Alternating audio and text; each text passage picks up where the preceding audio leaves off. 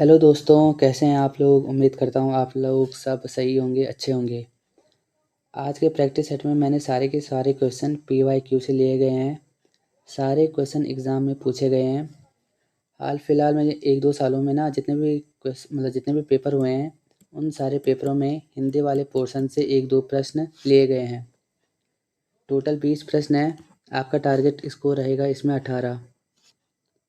Paper की PDF आपको हमारे टेलीग्राम चैनल पर मिल जाएगी और टेलीग्राम की जो लिंक है ना, उसको मैं डिस्क्रिप्शन में पिन कर दूंगा। पहले आप टेलीग्राम से इस पेपर को सॉल्व करना, फिर यहाँ से आंसर मैच कर देना। चलिए शुरू करते हैं। पहला प्रश्न है, वह अभ्युक्ति जो किसी पत्र के प्रारूप से लेकर उसके निस्तारण तक अधिकारियों द्वारा लिखी जाती है, उसे क्या कहते हैं? तो उसे कहते हैं ऑप्शन डी, टिप्पण। चलिए और ऑप्शन पर देखते हैं। प्रारूपण। प्रारूपण क्या होता है? जो किसी पत्र का कच्चा मसौदा या उसका जो प्रारंभिक रूप होता है ना, उसको कहते हैं प्रारूपण। दूसरा है संक्षेपण। संक्षेपण क्या होता है? जो कोई एक विस्तृत लेख होता है ना, उस विस्तृत लेख में उसके जो महत्वपूर्ण तथ्य होते हैं उनको लेकर उस लेख को छोटा कर देना, ये होता है संक्षेपण। यानी कोई बड़ा लेख है उसको छोटा कर देना, ये होता है संक्षेपण। अगला ऑप्शन है ये पल्लवन। पल्लवन क्या होता है? तो जो कोई एक युक्ति है ना, कोई कथन है, उसकी विस्तार से व्याख्या कर देना, तो वो होता है पल्लवन। अगला है दोफरा का बटोही छैलू बैठी जा किसकी गीत रचना है? तो यह है नरेंद्र सिंह नेगी की रचना। ऑप्शन बी इसका सही आंसर है।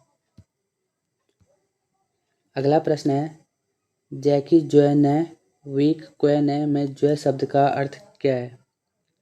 ज्वय शब्द का अर्थ देखो, इस जो ये लोकोक्ति है ना, इसका शाब्दिक अर्थ इसका अर्थ होता है जिसकी पत्नी अपने पति पर भरोसा नहीं करती है, उस पर कोई भी व्यक्ति भरोसा नहीं करता है। तो इसका आंसर हो जाएगा पत्नी। पत्नी को कहते हैं घरवाई। ऑप्शन ए इसका सही आंसर हो जाएगा। अगला प्रश्न है, निम्न में किस शब्द में विसर्ग संधि है? तो विसर्ग संधि है ऑप्शन ए। इसका आंसर है ऑप्शन ए, निर्निमेष। इसका संधि विच्छेद होगा निधन निमेष।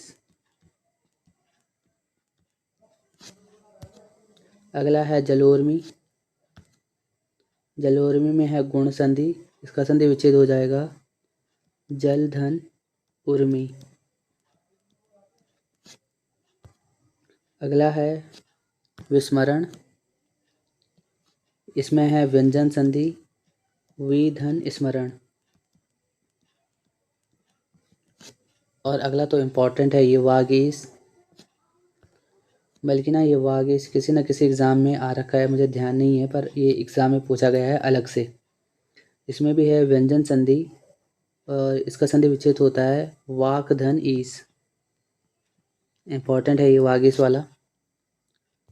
पर जो इसका आंसर है मैंने बताया था, इसमें विसर्ग संधि है ऑप्शन ए में निर्निमेष। अगला प्रश्न है, चिल्ड्रन फिल्म सोसाइटी द्वारा किस कहानी पर फिल्म बनाई गई है? तो ये है दाजू। ऑप्शन बी इसका सही आंसर है। दाजू किसकी रचना है? तो यह है शेखर जोशी की रचना। शेखर जोशी। इम्पोर्टेंट है ये।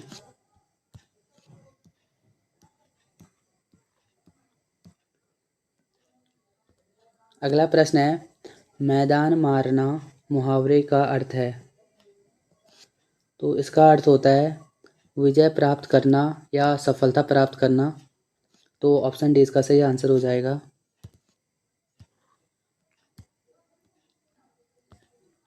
अगला प्रश्न है, शुद्ध शब्द का चयन करें। तो इसमें सही आंसर हो जाएगा ऑप्शन ए, मुर्मूसु। चलिए औरों के वर्तनी देखते हैं। प्रशंसा।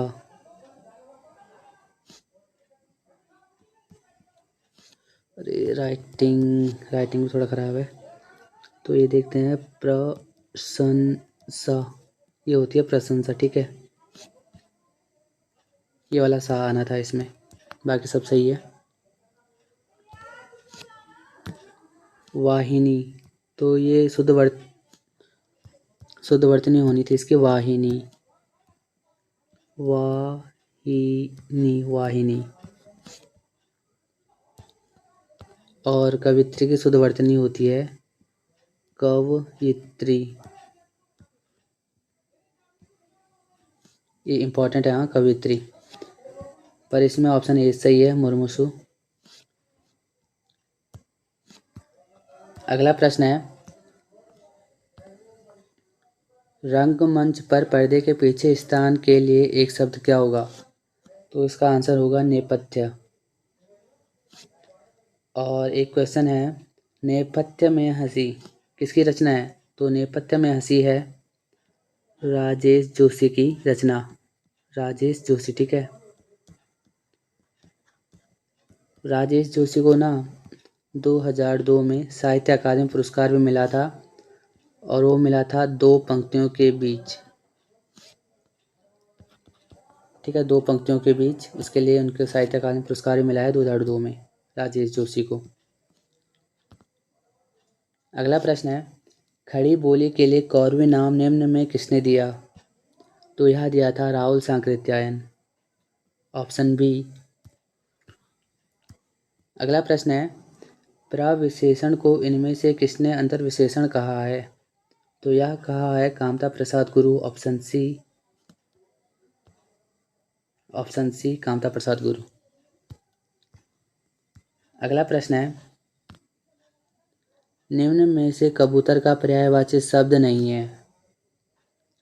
हारीत भी है, रक्तलोचन भी है, परेवा भी है, ऑप्शन बी नहीं है। देखो, बासंत या बसंत एक ही होता है, ऋतु होती है बसंत, बासंत। और एक वर्ड है बसंता। बसंता ना एक पक्षी भी होता है। जब बसंत ऋतु आ जाती है ना, तब यह पक्षी अपनी आवाज़ निकालता है, मतलब बसंत आगमन पर यह आवाज़ निकालता है। ये भी हरे रंग का होता है, पर यह कबूतर नहीं होता, ये अलग पक्षी है, बसंता। अगला है, महादेवी वर्मा की रचना नहीं है? श्रृंखला की कड़ियाँ है, अतीत के चलचित्र भी है, स्मृति की रेखाएं भी है, ये नहीं है। साहित्य का श्रेय और प्रिय, ये कोई एक लेखक है जैनेंद्र कुमार, ये उनकी रचना है। पर जैनेंद्र कुमार ना हमारे सिलेबस में नहीं है, तो उसको नहीं पढ़ना है। ये 3 रचनाएं याद कर देना, ये इम्पोर्टेंट है। अगला है, कंप्यूटर के संदर्भ में चाणक्य नाम है? चाणक्य ना एक फॉन्ट होता है, ऑप्शन सी। और कैसा फॉन्ट होता है, यूनिकोड या नॉन यूनिकोड? तो यह होता है नॉन यूनिकोड फॉन्ट, ठीक है।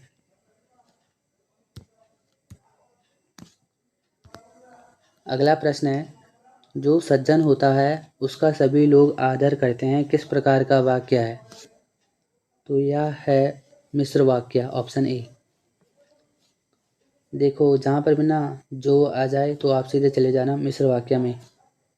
95% चांस है कि वह मिश्र वाक्य होगा, पर कभी कभी अपवाद भी हो जाता है, तो यह थोड़ा कम चांस है कि अपवाद होने के, पर मोस्टली होता है मिश्र वाक्य।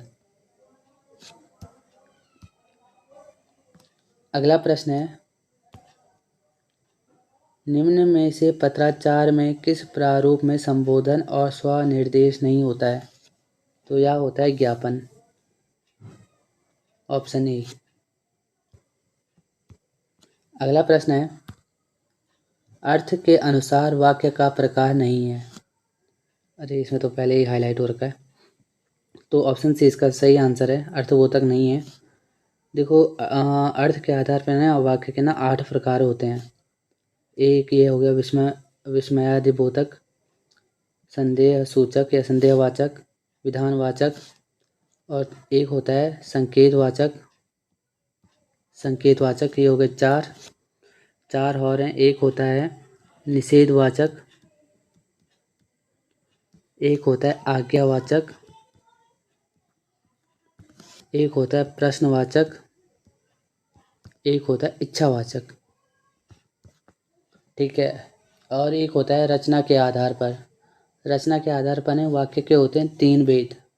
आपको कमेंट करने के वो 3 भेद ना कौन कौन से हैं।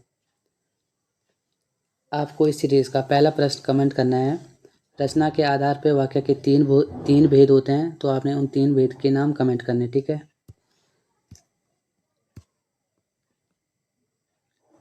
अरे यहाँ से तो सारे हाईलाइट हो रखे हैं यार। चलिए अगला प्रश्न है, प्रागैतिहासिक के सटीक भाव वाला वाक्य होगा। तो ये हाईलाइट हो ही रखा है, इतिहास से पूर्व का। ऑप्शन सी सही आंसर है।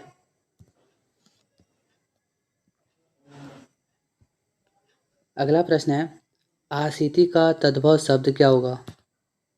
आशीति का तद्भव होगा 80। ऑप्शन डी इसका सही आंसर है। प्रश्न है, कलब का सही अर्थ क्या होगा।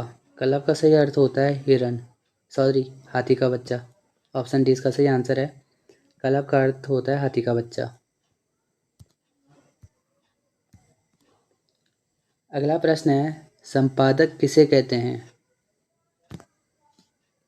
संपादक कहते हैं जो ना अखबार को त्रुटि रहित कर छापने योग्य बनाने वाला, वो होता है संपादक। ऑप्शन डी इसका सही आंसर है। अगर आपको आज की वीडियो पसंद आती है तो लाइक करना। आपका लाइक बहुत ज़्यादा मोटिवेट करता है। धन्यवाद।